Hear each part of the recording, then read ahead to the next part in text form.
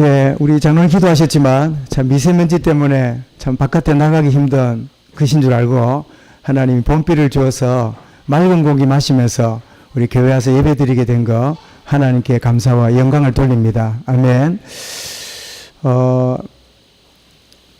아까 뭐 이야기를 하다가 우리 가족 중에 이 필요 없는 비가 있다고, 그 필요 없는 비가 있을까? 가을에 오는 비는 별로 필요 없다고. 왜냐하면 곡식을 거둬야 되는데, 열매를 거둬야 되는데, 벼를 잘라야 되는데 비가 오면 벼가 쓰러지거나 이 잘라놓은 게 물이 묻으면 이 벼를 썩잖아요. 그러는데 뭐 그건 우리 생각이고, 하나님이 비를 내리고 모든 걸 내릴 때 다 뜻이 있어서 내리지 않겠나, 그런 생각을 갖는데, 여러분 한 주간 동안 여러분에게 원치 않는, 기대하지 않는, 또 별로 반갑지 않는 그런 상과 여건이 여러분에게 주었을지라도 하나님은 합력하여 선을 이루려고 내게 허락하신 거다. 이 사실이 예배 가운데 고백되어질 수 있기를 주의 이름으로 축원합니다. 다음 달에 하도 한 2년 전부터 계속 이 부탁을 하고 그래서 마지못해서 오케이를 했는데, 다음 달에 이제 우크라이나에 교회사 때문에 가야 되고 해서 좀 책을 좀 이렇게 정리하고 중에, 그 전에 읽었던 기록인데 뒀다가 문득 이 비 오는 이 주일에 마음에 있어서 글을 하나 소개하고 싶은데요. 제목이 마음이 마음을 만날 때. 행복의 모습은 불행한 사람의 눈에만 보이고 죽음의 모습은 병든 사람의 눈에만 보인다. 웃음소리 나는 집에는 행복이 와서 들여다보고 고함소리 나는 집에는 불행이 와서 들여다본다. 받는 기쁨은 짧고 주는 기쁨은 길다. 늘 기쁘게 사는 사람은 주는 기쁨을 가진 사람이다. 어떤 이는 가난과 싸우고 어떤 이는 재물과 싸운다. 가난과 싸워 이기는 사람은 많으나 재물과 싸워 이기는 사람은 적다. 넘어지지 않고 달리는 사람에게 사람들은 박수를 보내지 않는다. 그러나 넘어졌다 일어나 다시 달리는 사람에게 사람들은 박수를 보낸다. 느낌 없는 책을 읽으나 마나 깨달음 없는 종교는 믿으나 마나 진실 없는 친구는 사귀나 마나 자기 희생 없는 사랑은 하나 마나 마음이 원래 없는 이는 바보고 가진 마음을 버리는 이는 성인이다. 삐뚤어진 마음을 바로잡는 이는 똑똑한 사람이고 삐뚤어진 마음을 그대로 간직하고 있는 이는 어리석은 사람이다. 누구나 다 성인이 될 수 있다. 그런데도 성인이 되는 사람은 아무도 없다. 왜냐하면 자신의 것을 버리지 않기 때문이다. 돈으로 결혼한 사람은 낮이 즐겁고 육체로 결혼한 사람은 밤이 즐겁다. 그러나 마음으로 결혼한 사람은 밤낮이 다 즐겁다. 황금의 빛이 황금의 빛이 마음에 어두운 그림자를 만들고 애욕의 불이 마음에 검은 거울음을 만든다. 그러나 하나님의 은혜의 빛이 임하면 이 모든 것을 치유한다. 두 도둑이 죽어 저승에 갔는데 한 도둑은 남의 재물을 훔쳐 지옥에 갔고 한 도둑은 남의 슬픔을 훔쳐 천당에 갔다. 먹이가 있는 곳에는 틀림없이 적이 있다. 영광이 있는 곳에는 틀림없이 상처가 있다. 남편의 사랑이 클수록 아내의 소망은 작아지고 아내의 사랑이 클수록 남편의 번뇌는 작아진다. 남자는 여자의 생일을 기억하되 나이는 기억하지 말고, 중요한 것 같아요. 여자는 남자의 용기는 기억하되 실수는 기억하지 말아야 한다.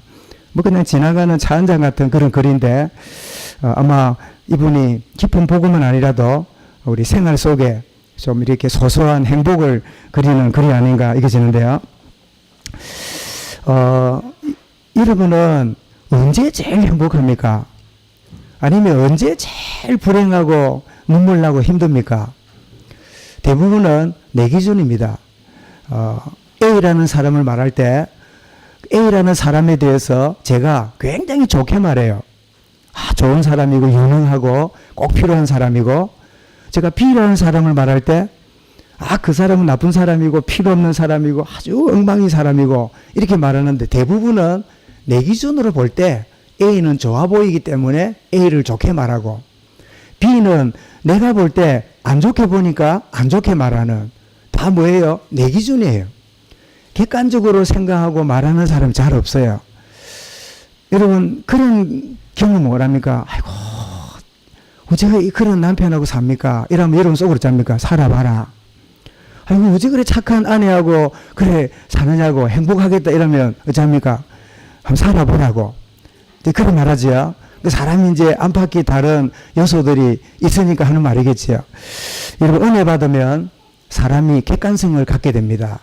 여러분, 은혜 받으면 눈에 보이는 깊은 것을 발견하는 시간이 됩니다. 오늘 예배가 은혜로 충만한 귀한 예배가 되시기 바랍니다. 오늘 여러분 10절과 11절을 다시 한번 보십시오. 솔로몬이 성전을 이제 지어서 봉헌하는 그 시간표에 얼마나 하나님이 그 다윗에게 주신 언약이 그 아들 솔로몬에게 이루어져서 그 성전의 언약회를 이렇게 갖다 놓고 하는 이런 일이 벌어졌을 때 하나님이 얼마나 감동하셨던지 10절에 보니까 제사장이 성소에서 나올 때 구름이 여호와의 성전에 가득하며 제사장이 그 구름으로 말미암아 능히 숨기지 못하였으니 이는 여호와의 영광이 여호와의 성전에 가득함이었더라. 진해만을교회 예배가 이런 하나님의 영광이 가득한 예배가 될 수 있기를 소원합니다. 지금 말씀 묵상할 때마다 하나님, 우리가 함께 예배하고 하나님을 경배할 때마다 하나님의 영광의 구름이 우리 마음에 가득 찰 수 있도록 하나님 은혜를 다하여 주옵소서. 이것이 우리 예배의 참 그림적인 모습이 아닌가.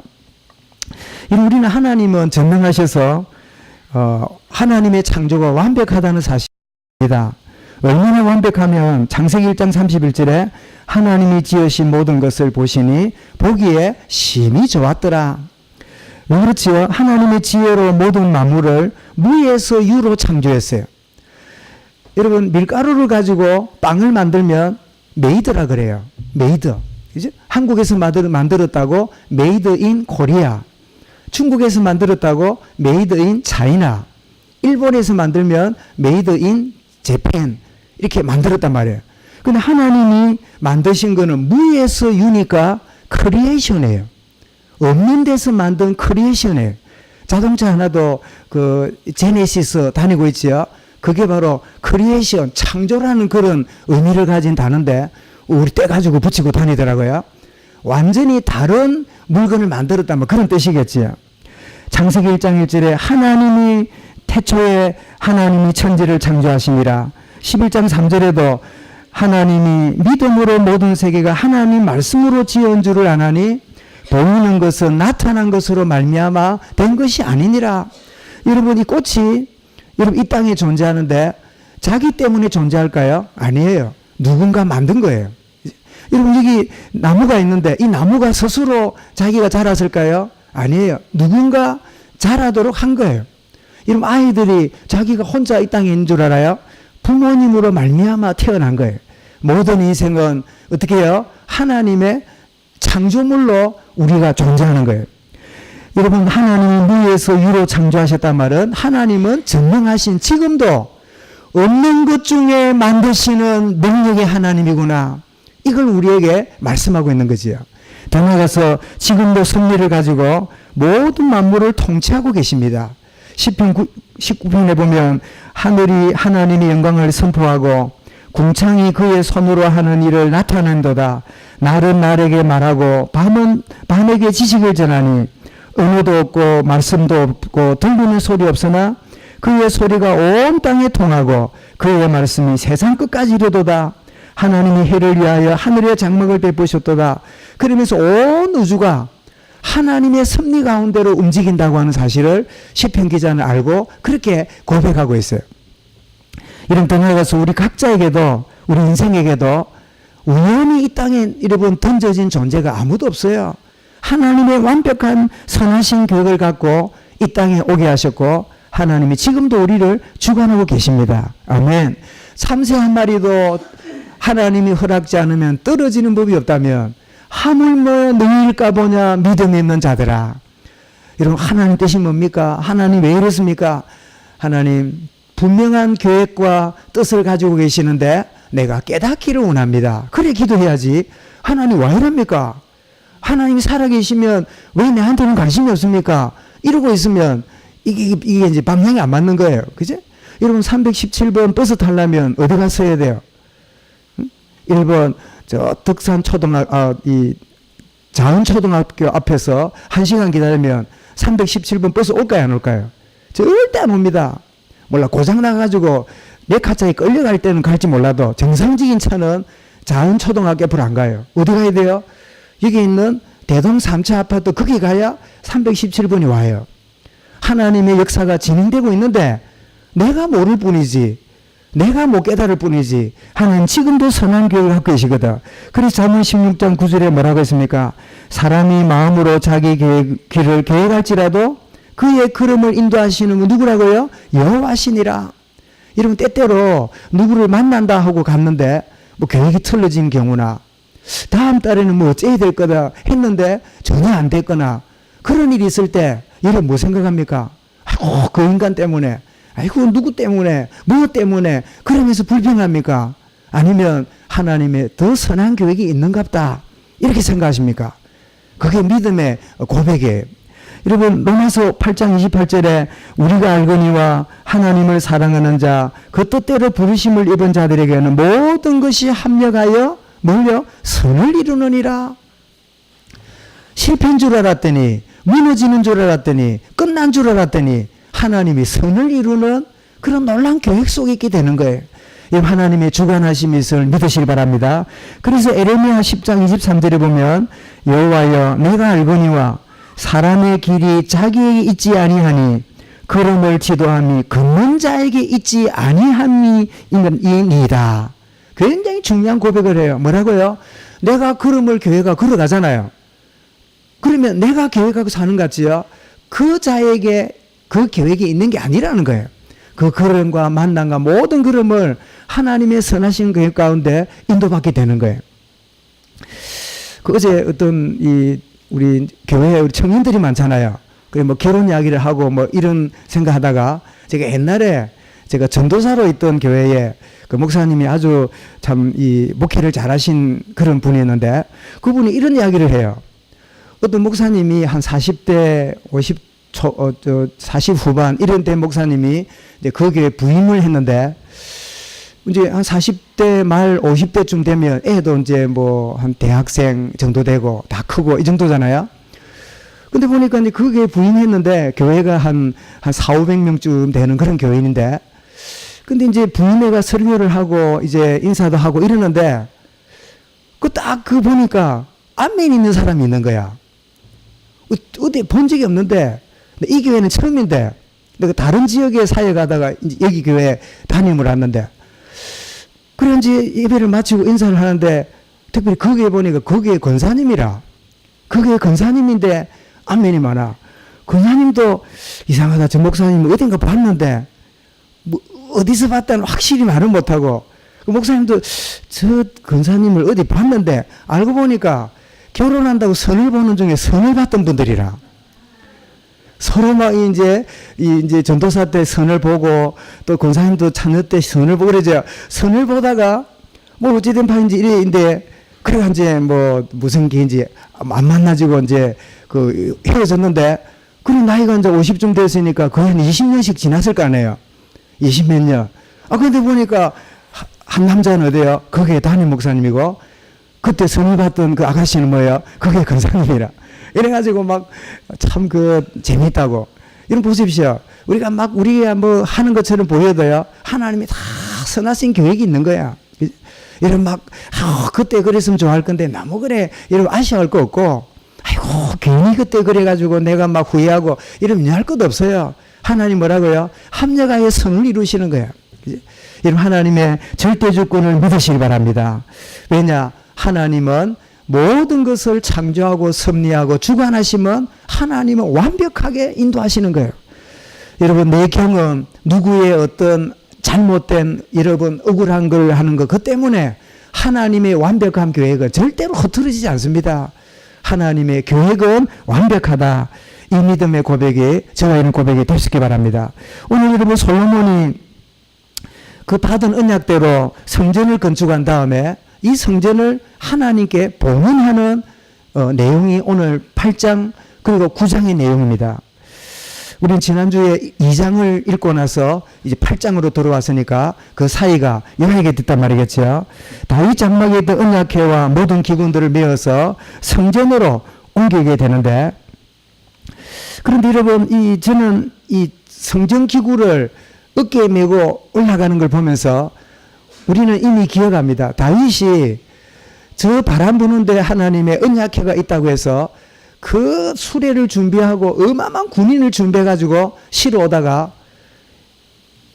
소가 벌쩍 뛰는 바람에 우사가 막 죽게 되고 하고 큰 어려움이 왔잖아요.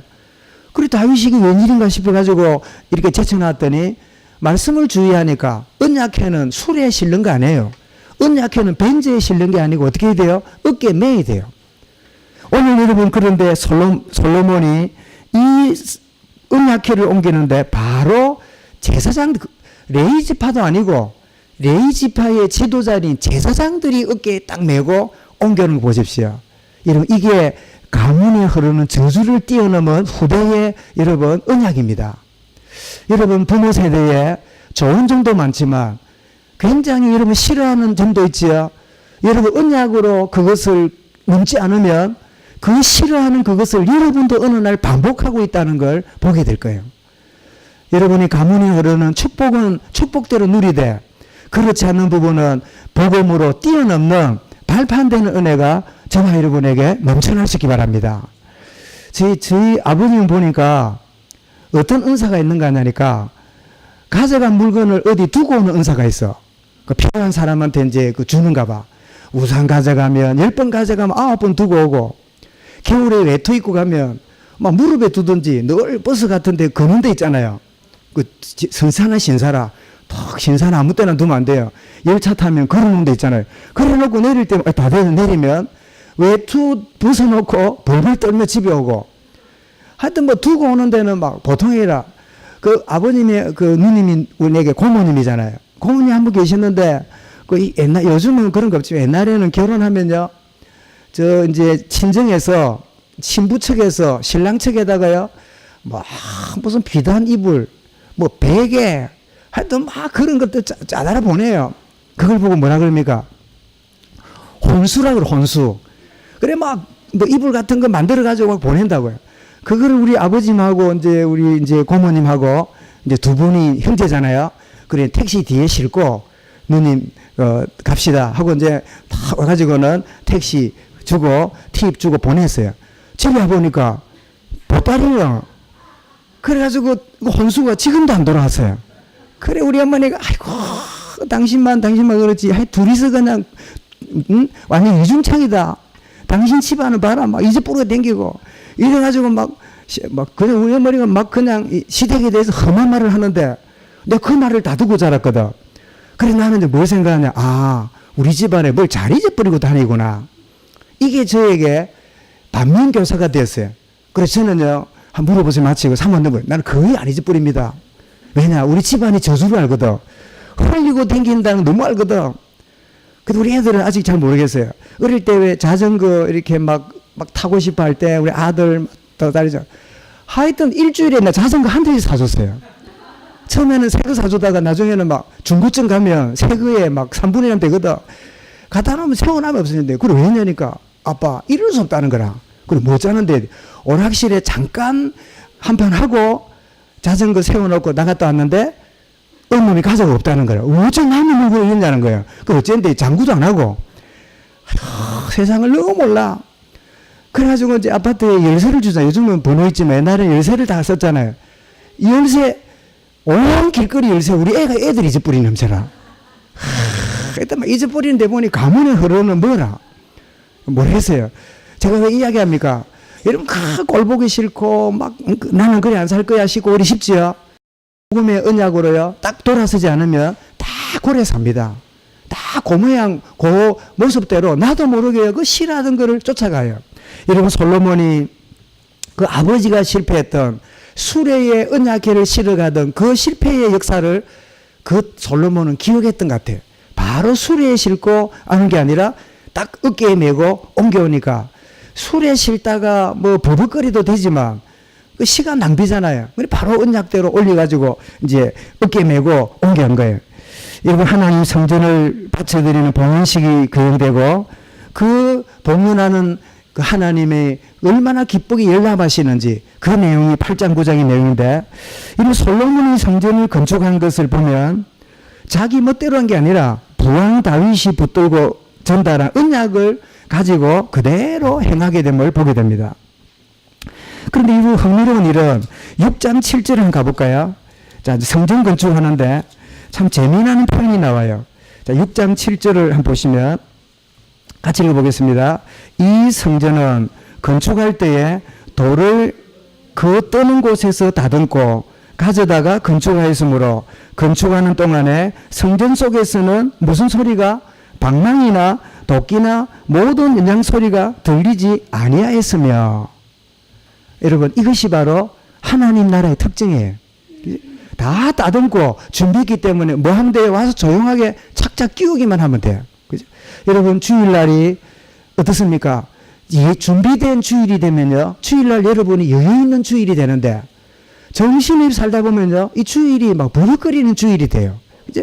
그래서 건축 중에 전혀 영향 소리가 없이 진행등을 보는데 여러분 하박국 2장 20절에 보면 오직 여호와는 그 성전에 계시니 온 땅은 그 앞에서 잠잠할지니라.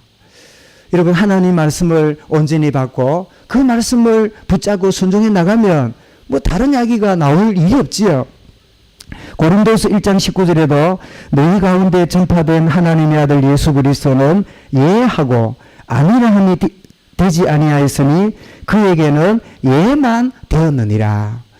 저와 여러분의 믿음이 예, 아멘 그렇게 내가 나아가는 믿음의 고백이 저와 여러분의 고백이 될 수 있기 바랍니다.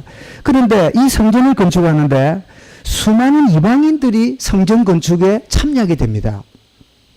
그리고 역대하 2장 17절 18절에 보면 돌 뜨는 일꾼, 담 쌓는 일꾼, 감독하는 일꾼 이래가지고 수많은 이방인들이 성전 건축에 동원되는데 겉으로 보면 노예니까 그 일을 했겠지 이렇게 싶지만 이것이 뭐죠? 선교 정신을 보여주는 거예요. 여러분 솔로몬 성전은 이미 이방인들도 이 성전 건축에 참여하고 이방인들도 나중에 봅니다만은 이 성전을 향하여 기도하면 이방인들도 이 성전에 나와서 하나님의 은혜를 구하면 그들에게도 은혜를 주옵소서 라고 하는 이방인을 이 성전 건축에 참여시키는 이 선교 정신을 보게 돼요. 근데 문제는 뭐죠? 유대인이 이방인을 무시하는 자리로 들어갔기 때문에 원래 성전 정신을 잃어버린 거예요. 여러분 이 친임마누엘 교회가 22주년을 지나고 이제 22년을 지나고 3년째로 들어왔는데 이 성전을 지은 지는 22년이 안 됐지요. 몇 년을 다른 곳에서 이렇게 모여 있다가 이제 이 자리에 원래 약초밭이었다 그러죠. 약초밭인 땅을 구입하고 이 성전을 거의 한 이제 몇 년 지나면 20년이 되겠죠. 그런 가운데 지었단 말이에요. 그러면 이 성전이 우리 교인들을 위해 지어진 겁니까? 아니면 이 지역에 있는 모든 사람을 위해 지어진 겁니까? 여러분 이걸 잊어서는 안 돼요. 잘못하면 이건 우리 교회, 우리가 지은 거, 우리 건물 이게 여러분 우리가 아끼고 돌보고 청소도 하고 막 수고하고 리모델링 하지만 그렇다고 이게 우리 거라고 생각하면 원래 하나님이 성전을 주신 이유를 잃어버린 유대인이 돼버리는 거예요. 이 성전과 이 모든 시설은 어디를 향하여요? 부신 세상을 위하여 준비된 곳이다. 이걸 우리가 잊지 말아야 돼요.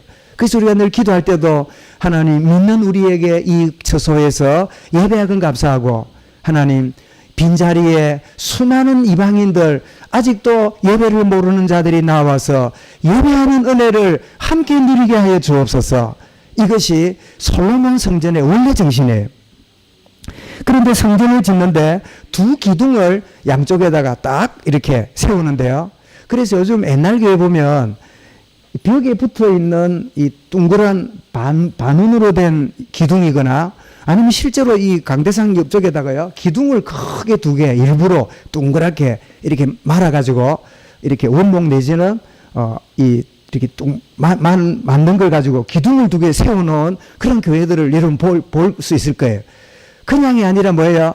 바로 솔로몬 성전에 세운 두 기둥 약인 하나님이 세우신다. 보아서 그는 능력이 있다 라는 두 이름을 붙인 야긴과 보아스라는 두 기둥을 가지고 이렇게 성전을 세웠어요. 그런데 여기 누가 이름 기억나는 이름 있지요? 특별히 누굽니까? 보아스가 누굽니까? 바로 다윗의 그 선조였던 그 룻을 아내로 삼아서 오벳을 낳고 이새가 나오고 다윗이 낳은 그 이름이 보아스잖아요. 그래서 이 솔로몬은 다윗의 아들이지만 자기 집안의 영적 계보가 어떤가를 솔로몬이 알았단 말이에요. 그래서 한 기둥을 뭐라고요? 하나님이 참 능력 있는 분이다 하고는 보아스라고 세운 거예요. 사랑하는 성도 여러분, 하나님이 이 교회를 세우셨습니다. 그 하나님은 우리 연약함에 매이지 않고 그분은 능력으로 역사하고 계십니다. 여러분의 가정이 야긴과 보아스의 응답이 있는 가정 될 수 있기 바랍니다. 여러분의 마음이 하나님의 성전인데 여러분의 마음에 야긴과 보아스의 두 기둥이 여러분 마음에 세워질 수 있길 바랍니다. 그분이 세우신다. 그분은 능력이 계신다. 내 인생을 하나님이 온전히 주관하고 계신다. 이 솔로몬 성전에 세워진 두 기둥은 오늘 하나님의 성전된 우리 마음에 딱 세워져야 될 영원한 기둥이에요. 이런 기둥이 든든해야 여러분 그 집은 안전한 집이 되는 거예요. 그 기초는 뭐예요? 그 기초는 반석인데 그 기초는 그리스도입니다. 오늘 오후 예배 때 그 말씀을 나누게 될 거예요. 여러분 성전은 구원받은 백성들을 위하여가 아니라 누구를 위해서요? 만민이 기도하는 구원받고 예배하는 집임을 솔로몬 성전이 우리에게 메시지를 던지고 있는 거예요. 마가 11장 17절에 예수님이 성전에 가보니까 여러분 이 솔로몬 성전이 바벨론 포로로 끌려가면서 무너졌잖아요. 70년 만에 돌아와서 그 자리에 스룹바벨이 성전을 두 번째로 재건합니다. 그래서 첫 번째는 솔로몬 성전이라 그러고 두 번째는 스룹바벨이 총독 주관으로 세웠대서 스룹바벨 성전이라 그러지요. 그런데 예수님이 이 땅에 오셨을 때 있었던 성전을 보고 헤롯 성전이라 그랬는데 왜 헤롯 성전이라 그랬냐면 스룹바벨 성전을 뜯어 고쳤어요. 스룹바벨 성전을 더 좋은 재질로 이 많은 이 부속물을 넣어서 리모델링을 해가지고 오랫동안 성전을 리모델링을 하면서 유대인들의 환심을 사는 정치적 목적으로 헤롯 성전을 만들었어요. 그래서 예수님이 이 성전을 헐라 내가 3일 만에 이렇게 이러니까 뭐라고요? 이 성전은 46년 동안 그러니까 성전을 갖고 유대인들을 마음을 사는데 우려먹은 거예요. 이런 종교인의 특징이 뭐지요? 전부 다 종교적인 의식, 종교적인 어떤 규칙 이런 거 가지고요. 이 사람들을 묶어서 끌어가잖아요. 헤롯 성전. 이 헤롯 성전에 예수님이 또 가보시니까 이방인을 위하여 준비된 공간은 하나도 없고 그 공간이 뭐가 돼 있죠? 예? 돈 바꾸는 자들, 짐승 사고 파는 자들, 편리주의가 된 거예요. 하나님께 드리는 제물을 집에서 1년 된 양을 딱 준비해가지고 가져와야 되는데 귀찮거든. 그러니까 어떻게 합니까? 그냥 돈만 들고 와가지고 어디 와서 사요? 성전 입구에 있는 짐승 파는 거기다가 달랑 사가지고 그냥 갖다 바치고 간단하게 사는 거예요. 신앙의 편리화. 그러다 보니까 그 차액을 노리고 집에서 준비해서 오는 양 한 마리가 예를 들면 한 10만 원이라면 여기에서는 50만 원 줘도 뭐 편리하니까 사고 파는 거예요. 여기에 누가 뒤에서 이 커미션을 먹고 조장했는가 하니까 장사꾼이 아니에요. 누굴까요? 종교 지도자들이에요. 그래서 주님이 마가복음 11장 17절에 뭐라고 말씀합니까? 기록된 바 내 집은 만민이 기도하는 집이라 칭함을 받으리라 하지 않았느냐. 너희는 강도의 소굴로 만들었구나. 도둑놈 소굴로 만들었구나. 이런 복음 떠난 교회는요 도둑놈 소굴돼요. 모든 비리와 모든 이런 잘못된 일들이 오늘 얼마나 이런 많은 한국 교회가 이런 막 요거도 먹는 일이 벌어집니까? 강도의 소굴이 돼버린 그런 자리에 들어간 거예요. 이사야 56장 7절 여기도 좋지요. 5, 6, 7 만민이 기도하는 집이라 내 집은. 여러분 그래서 성전은 디모데후서 2장 4절에 하나님은 모든 사람이 구원을 받으며 진리에 이르기를 원하시느니라. 이것 때문에 교회가 세워지고 성전이 준비되었음을 잊지 말아야 돼요. 하나님, 우리 믿는 자들이 나와서 우리 자녀들이, 후대들이 잘 쓰는 공간으로 끝나지 말고 하나님, 전도와 선교에 온전히 발판되는 배경되는 축복을 주여 누리게 하여 주옵소서. 이것이 솔로몬 성전의 의미고 오늘 우리에게 주신 성전의 의미지요. 자, 드디어 성전을 봉헌하게 됩니다. 그 성전 봉헌하면서 솔로몬이 22절부터 기도하는 내용이 나오는데요. 내용이 길어서 몇 가지 정리를 해놓은 첫 번째는 언약을 지키고 은혜 베푸신 하나님께 감사의 고백을 드립니다. 그리고 성전에서 기도하는 성도들의 기도를 하나님이 들으시고 그 하나님이 응답해 주시기를 간구합니다. 그리고 범죄한 자들일지라도 그들이 회개할 때 하나님이 들으사 용서의 은혜를 허락해 주시도록 그러면서 또 그렇게 기도합니다. 그러면서 또 기도하기를 이방인들이 할지라도 그들이 부르짖고 하나님께 나오면 그 기도에 응답해 주실 것을 간구하는 내용이 나오는데 역대하 6장에 보면 주의 백성 이스라엘에 속하지 않는 이방인에 대하여도 그들이 주의 큰 이름과 능한 손과 펴신 팔을 위하여 먼 지방에서 와서 이 성전을 향하여 기도하거든 주는 계신 곳 하늘에 들으시고 모든 이방인이 주께 부르짖는 대로 이루사 땅의 만민이 주의 이름을 알고 주의 백성 이스라엘처럼 경외하게 하시오며 또 내가 건축한 이 성전을 주의 이름으로 일컫는 줄을 알게 하옵소서. 정말 이 성전에 이방인들도 구원의 은혜 누리고 하나님께 나와서 기도하면 응답받는 축복이 임하게 하여 주옵소서. 그래서 여러분, 저와 여러분들이 참 공사간에 하나님 이 성전이 믿는 우리뿐 아니라 하나님을 알지 못하는 수많은 우리 현장에 있는, 그래서 여러분 우리 이 경남이 한 350만 된다 그러고 통합 창원시가 108만이라 그러지요. 이게 수백만에 아직도 주님을 알지 못하는 과반수 이상의 그런 이방인들일지라도 이 성전을 향하여 나올 때 그들의 기도를 들어서 구원을 이루어 주시고 축복 가운데 나오도록 역사하여 주옵소서. 그럼 여러분 생각해 보십시오. 절에 다니는 사람, 점을 치러 가는 사람, 또 천리교 가는 사람, 안식교 그냥 안식교에 가는 사람, 여러 사람들이 있잖아요. 하나님 모르는 사람들. 이런 사람이 교회 와서 여러분 기도하고 예배할 수 있을까요? 상식적으로 이해가 잘 안 돼요. 근데 여러분, 우리 물리갈 거 없이 우리 교회에 인도에 선교사로 계시다가 지금 우리 협동 목사로 계시는 우리 김 선교사님 계시잖아요. 남해 계시는데 그분 어떻게 예수 믿었다는 기억나세요? 이분이 대구 출신인데 그림도 잘 그리고 재능도 있는데 집안이 완전히 그냥 뒷받침이 안 되니까 계속적으로 방황하다가 나중에는 자기 이름이 절간에 들어가고 신의 아들이라 그래가지고 막 틈만 나면 점치러 가고 그래가지고 막 다쳐가지고 막 죽을 때가 됐는데 한 아가씨가 와서 돌봐주는 그 은혜로 그분이 사모가 되고 하여튼 막 기가 찬 그런 인생 스토리를 제가 지난번에 선교사 그 합숙에 올라내리면서 내가 듣고 그랬구나 싶은데 결정적인 이야기 뭐냐. 이분이 막 점을 치고 막 구슬하고 막 이러는데 점을 치러 갔더니요. 용한 점쟁이를 만났어. 그 용한 점쟁이 뭐라냐. 우리 김생님은 예수 믿을 팔자라면서. 이래갖고 점쟁이가 교회 가라 해서 왔어요. 이래 목사가 되고 선교까지 됐어.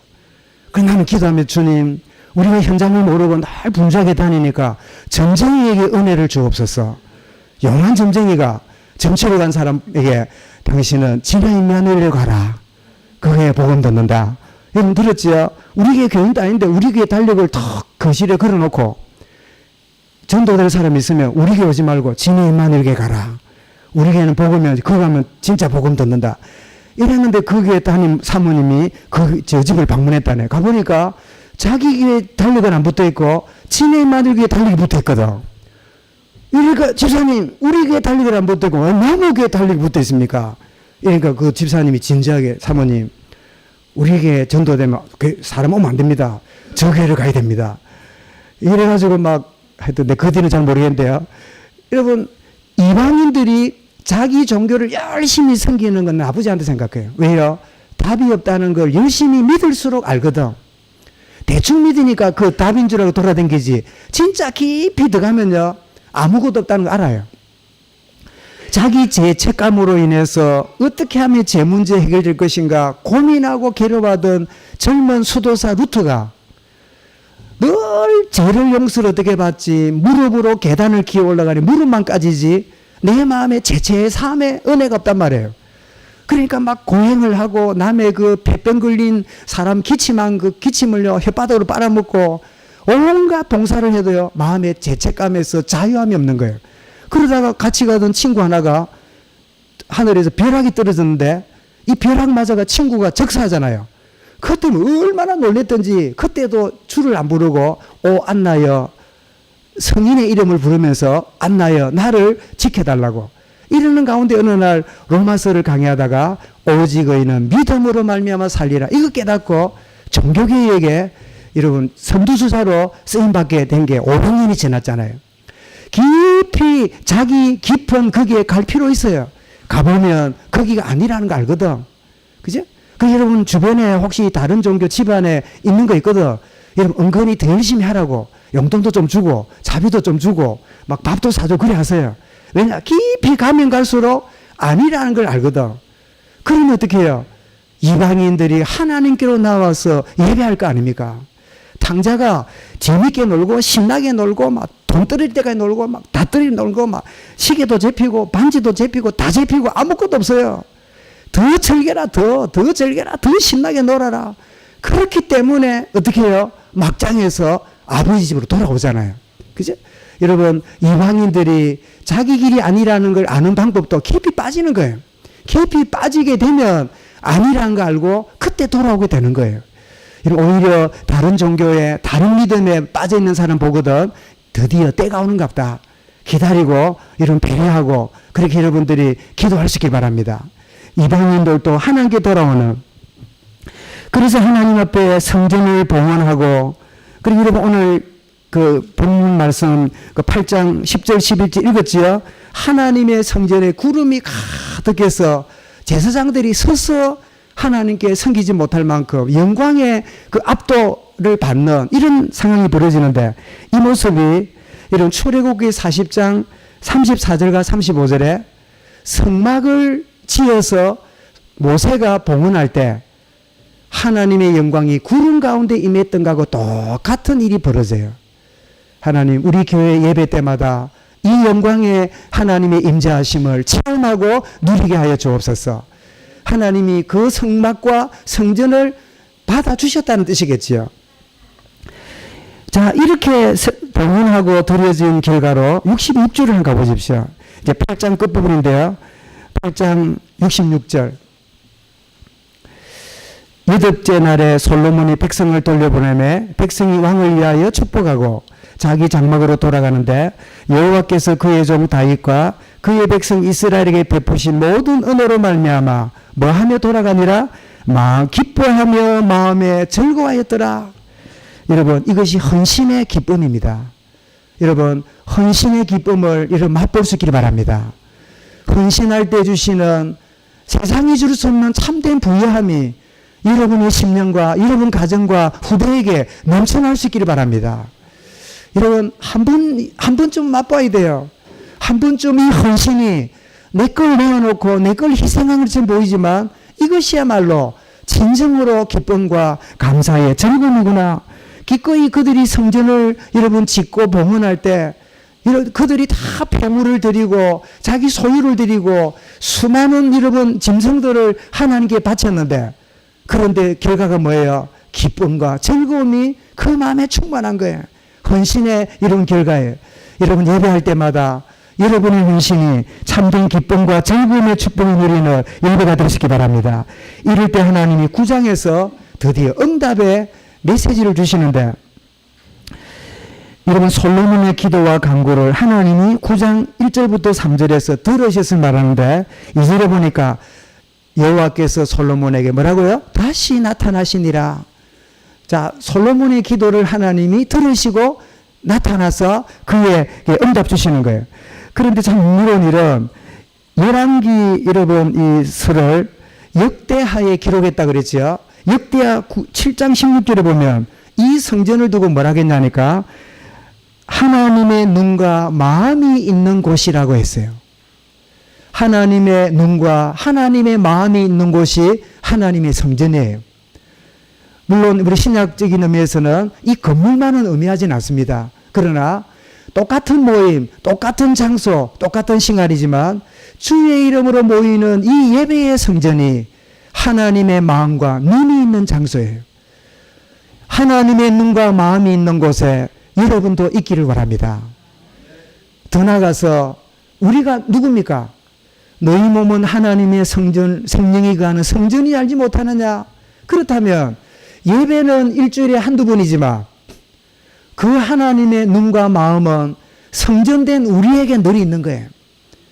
여러분 세상에 수많은 70억 인구에 살아가지만 하나님의 마음과 눈이 성전된 하나님의 백성들에게 늘 머물러 있는 거예요. 그 하나님이 나와 동행하시는구나. 그 주님이 나를 인도하시는구나. 나는 홀로가 아니구나. 나는 그냥 살아가는 존재가 아니구나. 하나님의 눈과 마음이 있는 존재구나. 여러분 이거 깨닫는 게요. 통자가 아버지께로 돌아오는 터닝 포인트가 되는 거예요. 솔로몬의 기도와 간구를 하나님이 들으셨다고 했죠. 말씀을 순종하는 생애를 견고하게 할 것을 4절부터 6절에 다시 한번 하나님이 약속하십니다.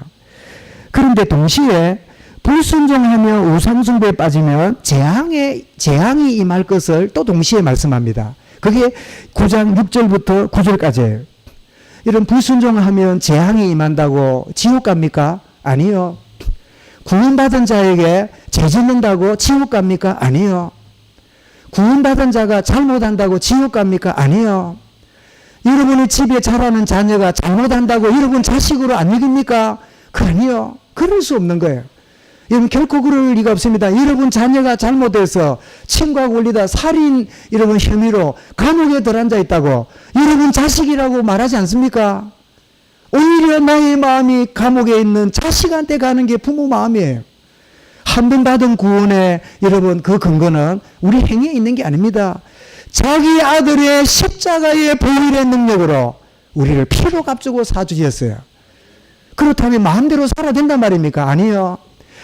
피로 값주고 산바된 구원받은 우리가 하나님께 순종함으로 마땅히 복을 누려야 되는데 피로 값주고 사신 하나님의 자녀가 불순종하며 살아도 구원은 관계없다고. 맞아요. 그럼 뭐예요? 그러면 재앙 가운데 살다가 부끄러운 구원을 당하는 거예요. 우리가 여러분 복음을 이상하게 받아가지고 이제는 다 끝났다, 괜찮다, 뭐든지 상관없다. 일부는 맞는데 전체가 여러분 흔들리고 있어요. 구원받은 게 맞고 내가 구속받은 은혜가 맞다면 그때 의미 없이 아무렇게나 살았던, 그저 벌 받을까봐 두려워서 율법적으로 살았던 내가 아니라 기꺼이 주여 내가 이긴나이다, 나를 사용하여 주옵소서, 값진 나의 인생으로 날마다 결단하고 돌이키고 그렇지 못한 걸 회개하고 하나님의 거룩함 앞에 무릎 꿇는 이것이 복음 누리는 자지, 나는 다 끝났으니까 아무렇게나 살아도 된다고 말하는. 그래서 우리를 보고 일부에 요즘 모르게 옛날에요 구원파라고. 구원파가 뭐예요? 구원받았기 때문에 회개하면 안 돼. 구원받은 사람은 회개하면 구원 못 받은 거라. 그 다음 또 한 가지 묻지요. 니 언제 거듭났냐고. 여러분 거듭난 날을 기억하세요? 대부분 장로교인들은 잘 기억이 안 나요. 안 나지만 언젠가 내가 거듭났다는 걸 어느 날 내가 확신하고 있어요. 잘 몰라요. 우리 막내가 어디 갔노? 지금 응? 우리 교회에서 제일 지금 막내가 누구예요? 얼마 전에 보라가 세례받고 왔는데 보라한테 물어볼까요? 보라야, 니 몇월 며칠 태어났노? 이러면 알까요, 모를까요? 응? 응애 하고 있겠지요. 무슨 말인지도 몰라. 근데 걔 태어난 날이 있어요, 없어요? 그의 태어난 날이 있어요. 뭐 10월 18일인가 지난주 세례기 할 때 몇월 며칠 생각 안 합니까? 다 나는 날이 쟤는 모르는데 부모는 알아요. 나는 언제 거듭난지 모르지만 하나님이 아세요. 그런데 여기 헷갈려가지고요. 네 생일 하나 생일 안다고. 그럼 거듭남 생일 하나 모른다고. 거듭 못 난 거라고. 그래가지고 거듭나야 되니까 지금 영접해라. 그 다음에 마음대로 제지도 되니까 회개하면 구원 못 받은 거다. 이래가지고 헷갈려가지고요. 구원파의 장로교인들이 굉장히 많이 거기 빠졌어요. 심지어 뭐 장로 목사들도 빠지는. 그리고 비공식 보니까 현상금을 걸었다네.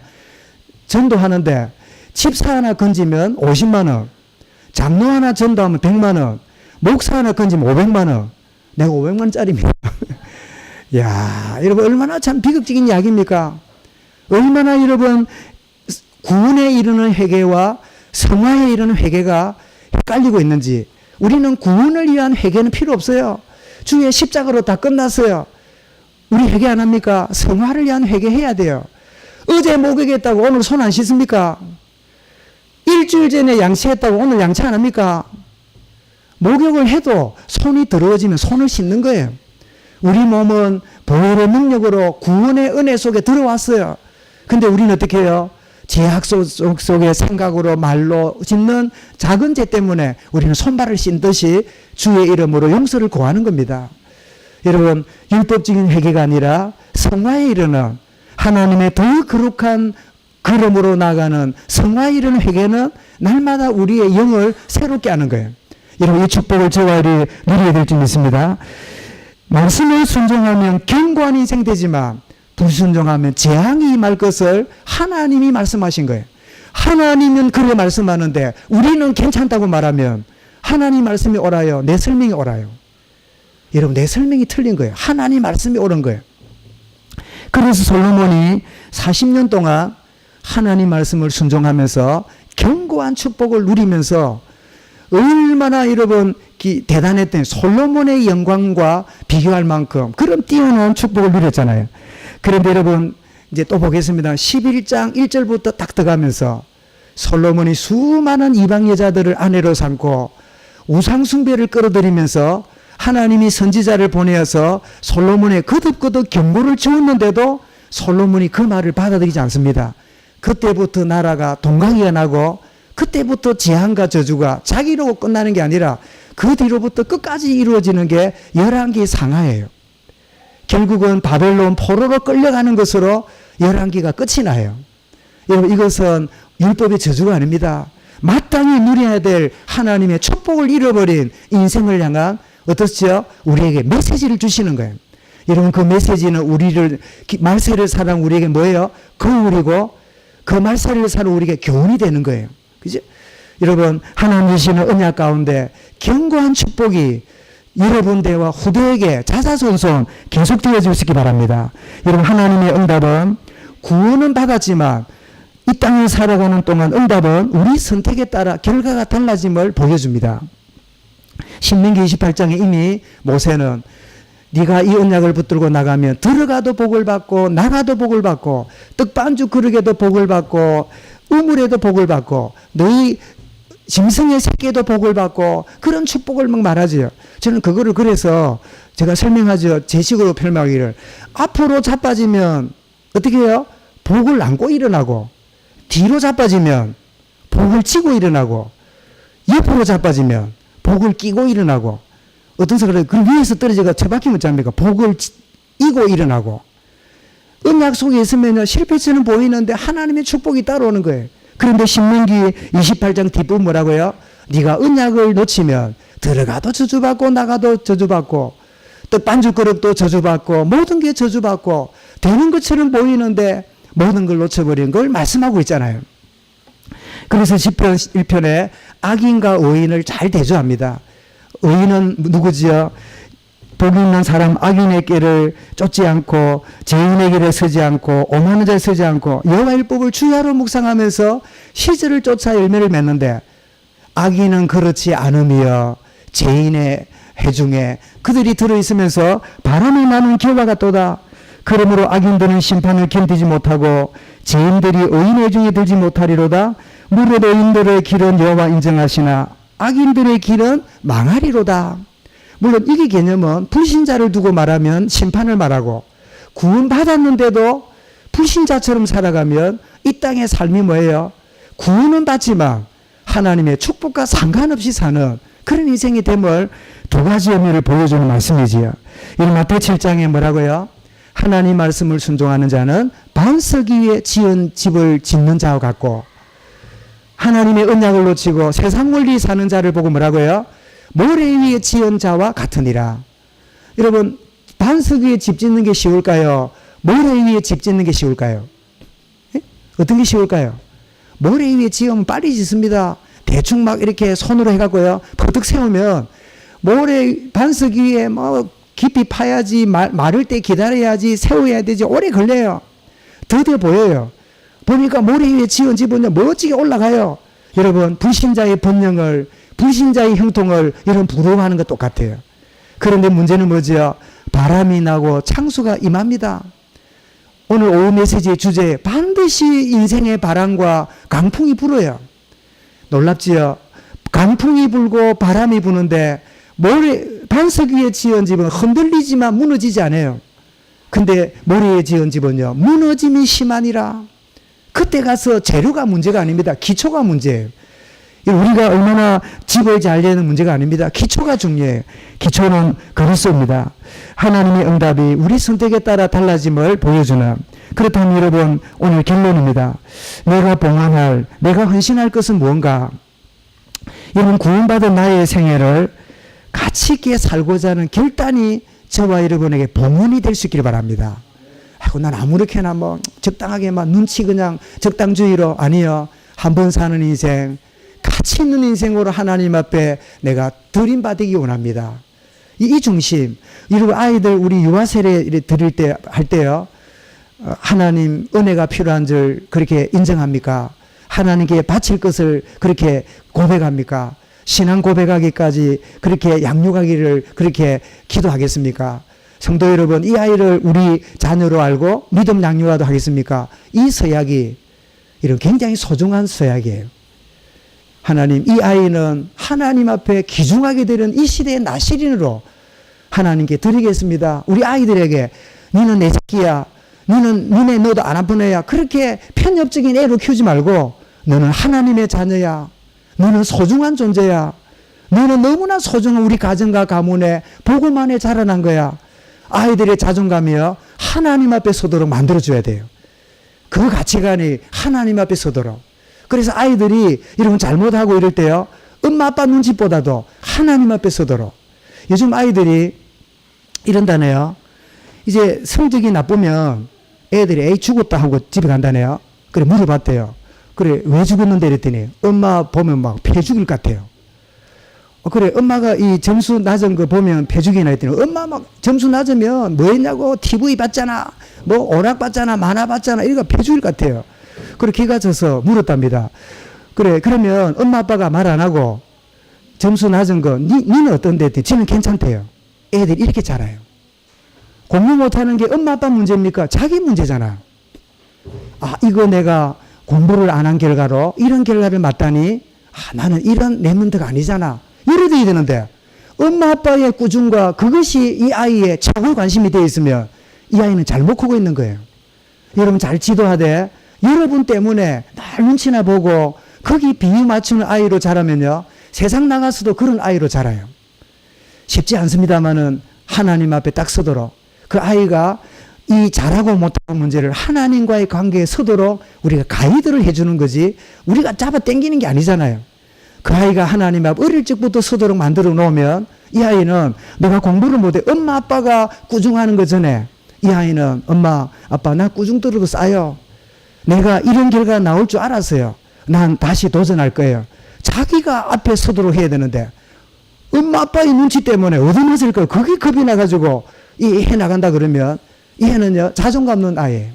저와 여러분 헌신하는 거 누구 때문이 아닙니다. 교회 광고하기 때문이 아닙니다. 뭐 교회가 이렇다가 아닙니다. 나의 인생, 가치 있는 인생이기 때문에 나는 예배에 승리할 거야. 하나님의 눈과 마음이 있는 그 자리 그 시간에 내가 있는 것이 마땅한 존재야. 이게 여러분 가치 있는 인생으로 살아감을 다짐하는 시간이고 순간이에요. 더 나아가서 내게 주신 모든 재물과 시간과 은사와 이 모든 것들이 주신 분에게 사용되는 것은 내 최고의 기쁨입니다. 아멘. 내게 주신 그분에게 마땅히 그분을 위하여 사용되어지고 그분이 기대하는 대로 내가 기꺼이 사용되는 거 마땅한 일이잖아요. 그래서 역대상 29장 14절에 여러분 기도도 했습니다만 나와 백성이 무엇이기 이처럼 즐거운 마음으로 드림이 있었나이까 모든 것이 주께로 말미암아 사오니 우리가 주의 손에서 받은 것으로 주께 드렸을 뿐입니다. 욥도 여러분 내가 적신으로 와서 내가 적신으로 가을지니 주신 자도 하나님이고 가져가신 자도 하나님이니 나는 구원의 하나님을 찬송할 뿐입니다. 어느 날 여러분 그게 내게 됐어요. 내 시간, 내 건강, 내 자식, 내 물질. 그래서 여러분 하나님의 시간표 관심 없어요. 오직 내 관리하는 일에 우리가 시간을 이런 보내는 게 얼마나 많아요. 모든 주신 그분에게 이것이 그분에게 사용되는 것이야말로 내 인생 최고의 기쁨이 되는. 그래서 8장 66절에 뭐라고요? 이스라엘이 베푸신 모든 은혜로 말미암아 기뻐함의 마음에 즐거워하였더라. 내가 봉헌할 게 뭡니까? 내 받은 은사와 직분을 통해서 이런 교회를 살리고 후대를 살리고 세상 살리는 전도자의 사명을 감당하는 것. 이것이 나의 봉헌 인생이다. 건축은 되었는데 아직 봉헌을 못하고 있을 수 있잖아요. 이런 우리 교회도 참 20주년을 맞이해서 교회 지은 지 10수년이 됐는데 아직 봉헌이 되지 못했어요. 건축된 것하고 봉헌하는 것하고 뭐가 다른 줄 알지요? 건축되었다는 말은 건물이 완성된 거고 봉헌한다는 말은 잔금이 끝났단 말이에요. 아직도 부채가 있고 갚아야 될 금융기관에 이자를 내고 있는 그런 상황이라면 아직 봉헌이 안 된 거예요. 저는 기도합니다. 그래서 저는 이제 아직 안 해봤는데 하나님 교회 설립 20주년은 2년 전에 지냈잖아요. 그래서 여러분 함께 헌신하고 참 수고한 거 압니다. 그러나 돌이키면서 함께 할 수 있는 분들도 있는데 여건과 상황이 안 됐는지 시간표가 안 됐는지 그래 지나간 걸 저는 하나님 앞에 보면서 그런 생각이 들어요. 또 헌신했지만 또 교회가 되면 하나님 앞에 또 헌신하는 거다. 이제요 여러분 좀 있으면 봉헌할 기회 지나가요. 얼마 안 남았어 이제 옛날에 이 정도인데 이거밖에 안 돼서 요만밖에 안 남았어. 기회가 별로 없습니다. 그래서 저는 기도하기를 그렇다면 이 성전 건축 끝난 지가 20년 되려면 뭐 조금 남아있겠죠. 그죠? 잔원이 그죠? 설립은 22주년인데 이 교회 건축 끝난 데는 준공한 데는 예배 들어올 때는 그게 아마 20주년 되려면 좀 남아있겠지요. 그때쯤에 다 끝내자. 그래서 여러분 우리가 뭐 금융회사 우리가 안 살려도 되잖아요. 우리가 금융회사 이자 갖다 주고 안 먹게 살려도 다른 사람 다 살리잖아요. 그죠? 그래서 그런 가지고 선교하고 부교육자 데려가지고 후대 살리고 이런 일에 우리 사용하는 그런 답을 누리자. 그죠? 진짜 여러분 받은 은사와 직분을 통해서 교회 회복하고 후대 살리고 내 현장 살리는 이 사명 감당하는 일에 주여 나를 사용하여 주옵소서. 솔로몬의 성전 봉헌이 나를 하나님께 봉헌하는 그런 새로운 결단의 예배가 되어지고 그런 축복의 시간 되어지기를 주 이름으로 축원합니다. 하나님 감사합니다. 성전을 봉헌하는 솔로몬처럼 지금 나를 봉헌하기 원합니다. 가치 있는 인생으로 살기로 결단하게 하시고 내게 주신 모든 것 주신 분에게 기꺼이 사용되어지는 기쁨과 감격을 누리기 원하고 내게 주신 모든 걸 통하여 교회 살리고 후대를 살리며 현장 살리는 전도자로 살아가는 봉헌된 나의 인생으로 주여 인도하여 주옵소서. 주 예수 그리스도 이름으로 기도드리옵나이다. 아멘.